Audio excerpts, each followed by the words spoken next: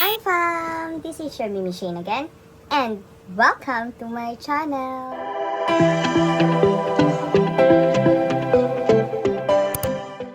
But before we start po, don't forget to watch my previous videos. Ito po.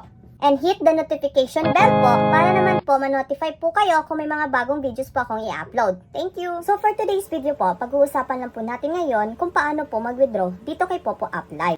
Sa mga newbies at saka mga beginners dyan na nakapag-ipon na po ng 100,000 points, ay pwede na po ninyo yan i-withdraw. Ang tanong, paano nga po ba mag-withdraw? Ganito lang po kasimple. Tara at pumunta na po tayo ngayon dito sa live screen natin. Hello, I'm back! Ang una natin gawin ay pumunta po tayo sa mga Popo App Live natin. Pagkatapos nyo po ma-open ang Popo App Live nyo, ay pumunta po kayo doon sa profile page nyo. I-click nyo lang po ito at ito na po ang makikita ninyo. At ito na nga po yung page ko po dito sa Popo App Live, ang Team Mimi.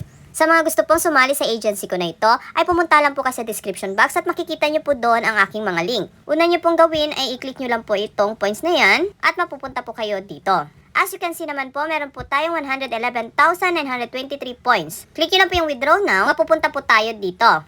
Ang equivalent po ng points natin kanina sa dollars ay ito po, $11.19.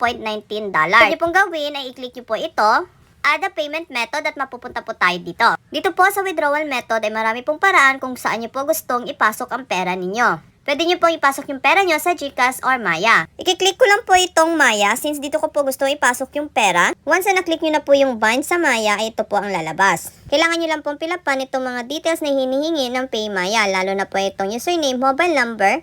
Pagtapos po dyan ay ang first name nyo and last name. Then click nyo na po yung submit. Kung sa GCash nyo naman po gustong i-withdraw ang pera nyo, ganito lang din po ang gagawin ninyo. Pag na-submit nyo na ito, ay dito po tayo mapupunta. Kung makita ninyo po, bind successfully na po. Ibig sabihin, pwede na natin siyang ma-withdraw. So what are you waiting po? Click nyo lang po yung withdraw now. At umasa po kayong meron po itong service charge. Medyo malaking din po ang kanilang service charge na umaabot po ng 2%. Dahil sa service charge nila, hindi po eksakto $11.19 ang mawi-withdraw. Click confirm po. Click confirm again. Ayan na nga po at successful po ang pag-withdraw natin, pero malalaman po talaga natin kung pumasok po sa ating PayMaya. Pumunta po tayo ngayon sa ating PayMaya account. Kung makikita nyo po, meron po akong zero balance dito sa aking PayMaya account. I-refresh lang po natin yan.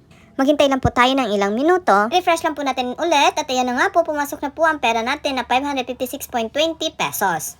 At ayun na nga po mga ka-fam, ganoon lang po kadali mag-withdraw dito sa Popo App Live natin. Importante po dito mga ka-fam na meron po kayong GCash account, PayMaya account at mga bank account.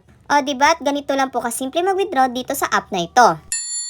And that's it po on how to withdraw on Popo Live app. Don't forget to like, share, and subscribe to my channel po. Thank you, and bye-bye! I hope you enjoy my video today, and see you on my next vlog!